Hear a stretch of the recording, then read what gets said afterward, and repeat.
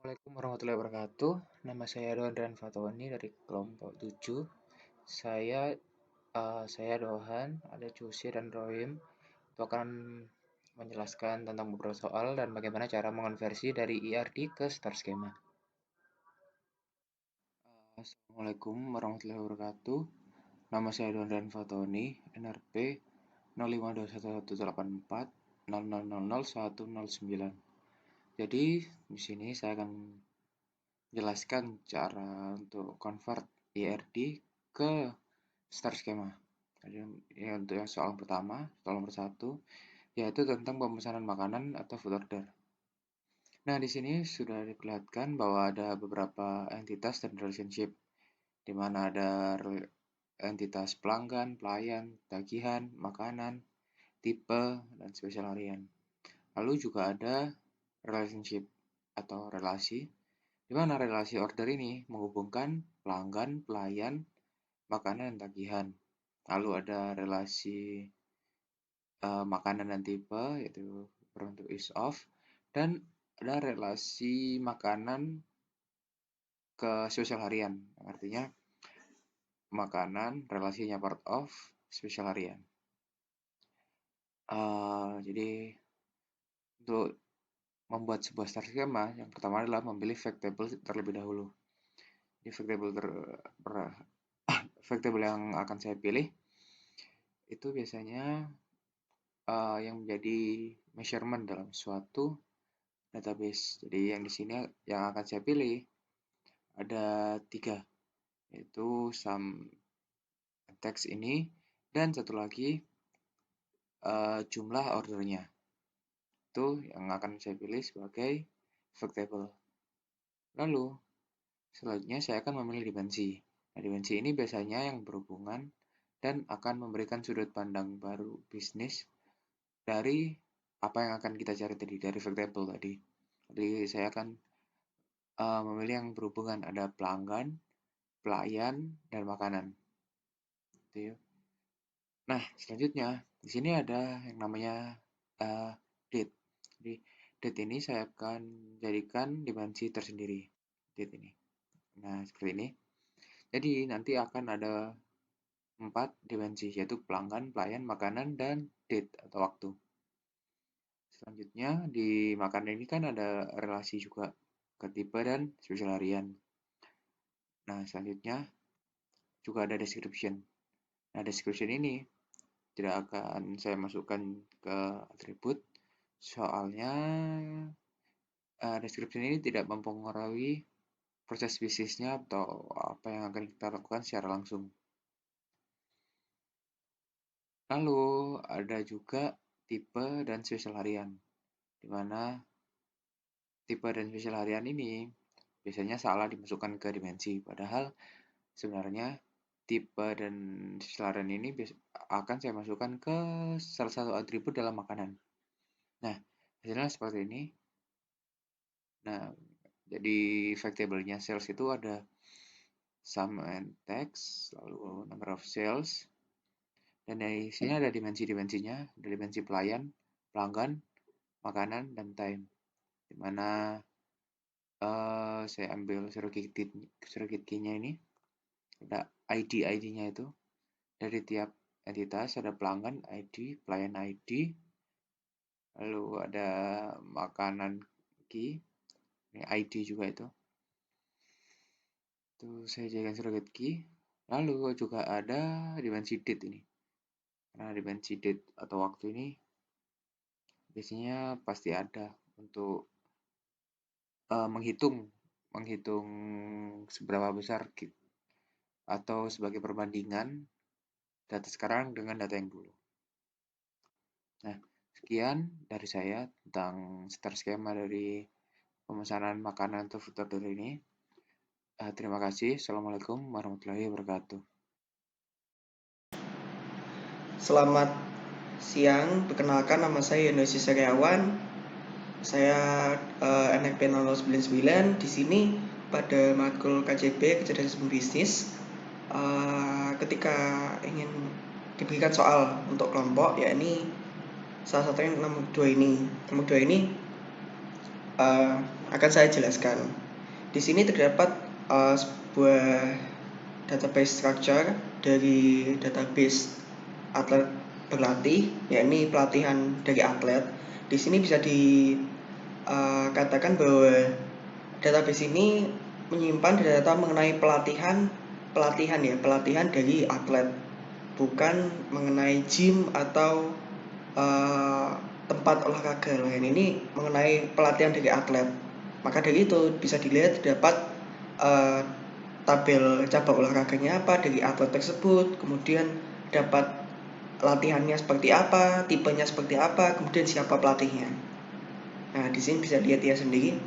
Nah, kemudian di sini saya ingin menjelaskan star scheme-nya ya, star skemanya untuk agar dapat dicari data yang penting. Di sini bisa langsung dilihat setelah saya buat. Menurut saya fact table-nya ini dari berlatih, karena bisa dilihat dari berdasarkan waktunya. Waktu di sini penting. Nah, waktu berlatihnya, kemudian terdapat atributnya, yakni latihan jumlah. Nah, seperti itu. Saya melihatnya dari seperti itu. Kemudian, nah, setelah ditemukan fact table-nya, di sini untuk melihat data-data yang penting terdapat 4 dimensi, yakni pertama pelatih dengan atributnya pelatih ID dan address. Nah, di sini address saya masukkan NDA atau non dimension attribute karena terlalu kecil, range-nya terlalu kecil, yakni bisa dibilang dalam proses bisnis sendiri jarang digunakan, seperti itu. Jarang digunakan untuk dicari. Kemudian dimensi atlet sini dapat atribut atlet ID, kemudian cabangnya apa, kemudian DOB-nya, atlet DOB-nya.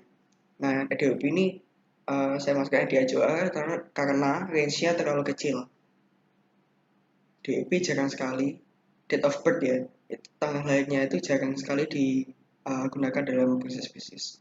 Nah, kemudian time terdapat dimensi time. Di sini untuk mengukur hierarki mengukur apa ya, untuk melihat itunya datanya agar terstruktur, dilihat dari waktunya, mulai dari year, month, and date. Nah, seperti itu. Kemudian yang terakhir dimensi latihan. Nah, di sini terdapat 2 atribut, yakni latihan ID dan latihan type, latihan tipe lah gitu ya. Nah, ini setelah dibikin ini sudah terlihat lengkap berdasarkan database structure-nya. Pembuatan star scheme ini diharapkan bisa menjadi support untuk kepentingan bisnis, kepentingan untuk mengolah data, sehingga star scheme ini nantinya dapat menjadi star scheme yang efektif serta efisien.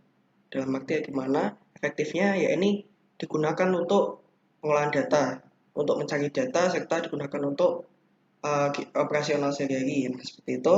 Kemudian efisiennya seperti apa? Efisiennya yakni ketika loading atau mencari data tersebut tidak memakan waktu yang banyak, serta penyimpanannya pun tidak habis dengan efisien seperti ini, dan nantinya pemakaiannya pun juga bisa lebih ringkas. Nah, seperti itu untuk nomor 2. Terima kasih. Selanjutnya akan dijelaskan teman saya, Rohim. Perkenalkan, nama saya Rohim, NRP 108. Jadi saya akan menjelaskan untuk case study nomor 3, yaitu booster. Untuk booster sendiri memiliki struktur yang mirip dengan contoh yang flight, di mana untuk booster akan dicatat untuk tiap tournya, itu busnya pakai bus apa, country-nya, karyawan travel yang melayani, customer, dan untuk bus memiliki tipe. Untuk selanjutnya langsung ke star skemanya, dimana menurut kami untuk fact table-nya yaitu berupa tour yang atributnya ada number of tour dan biayanya. Untuk dimensinya bisa dilihat dari 5 dimensi. Yang pertama mungkin untuk waktu dulu. Waktu ini bisa didapatkan dari sini di melakukan tur ada terdapat tanggal. Maksud kami waktu itu ya ini tanggal ini. Untuk selanjutnya adalah bus. Jadi untuk number of tour dan biayanya itu bisa dilihat dari busnya dan tipe busnya. Selanjutnya sebenarnya ada bus umur, tapi menurut kami ini termasuk NDA karena masih terlalu kecil. Misal ini bus range umur masih bisa dipertimbangkan untuk menjadi dimensi. Untuk selanjutnya ada bisa dilihat dari country-nya. Tidak ada NDA di sini menurut kami karena hanya ada country. Terus untuk selanjutnya ada karyawan, karyawan ID dan karyawan golongan gaji yang menurut kami NDA. Kenapa? Karena menurut kami golongan gaji meskipun itu mengelompokkan karyawan, menurut kami tidak terlalu relevan dengan tour. Oleh karena itu kami jadikan NDA. Untuk yang dimensi kelima ada customer, di mana customer ini memiliki ini customer ID dan customer alamat. Nah, untuk customer alamat kami jadikan NDA karena menurut kami masih terlalu kecil. Misalnya ini customer city, alamat berupa city-nya masih bisa untuk customer jadi bisa tahu dari kota ini kota mana yang sering melakukan tur. Mungkin seperti itu karena ini masih berupa alamat yang terlalu kecil. Menurut kami ini adalah NDA. Selanjutnya adalah nomor 4, yaitu tentang Fitball Gym. Jadi kita akan membuat sebuah start schema dari Fitball Gym ini. Berikut data-datanya. Nah, ini ada IR diagramnya. Lalu ini data di Excel-nya. Nah, sebelum memasuki mencari sebuah dimensi, biasanya ada sebuah istilah atau namanya itu biasanya green. Nah, biasanya dalam memodelkan dimensi ini, green itu seperti satuan data atau yang lebih detail. Nah, green itu menetapkan sebuah representasi baris dalam tabel fakta biasanya. Nah, kedetailan green ini dipakai dalam analisis. Berikut analisis green yang akan saya gabung pada penjelasan dimensionnya. Nah, jadi di sini saya akan menjelaskan tentang dimensi apa yang akan kita pakai dalam start schema dari Fitwork Gym ini. Nah, jadi ini IRD-nya ada beberapa entitas, pas kategori, one day pass, membership, sell transact, dan merchandise. Lalu selanjutnya saya akan mengelompokkan. Nah, ini ada beberapa data Excel-nya seperti ini.